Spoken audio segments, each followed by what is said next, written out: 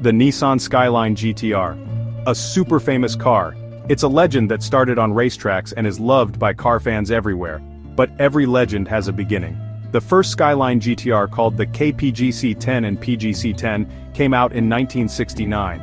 People called it the Hakosuka, a mix of the words box and skyline. This boxy car had a powerful 2.0-liter S20 engine. This engine had 6 cylinders and some cool tech called dual overhead camshafts.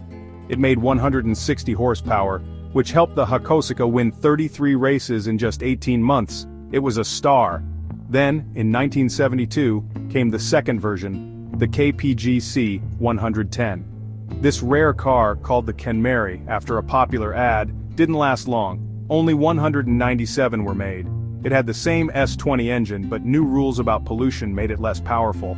Even though it was around for a short time, the Kenmeri made the Skyline GTR a super cool car.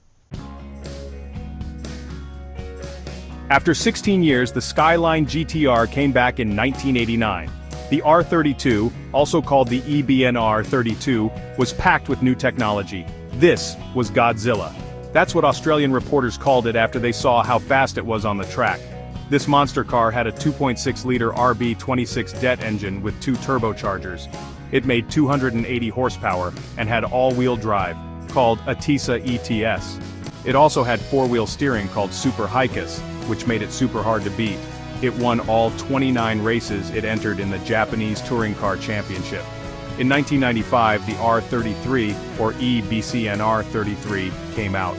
It was even better than the R32, with a stronger body, better weight balance, and a better all-wheel drive system called Atisa ETS Pro. It was heavier, but also more stable and really fast.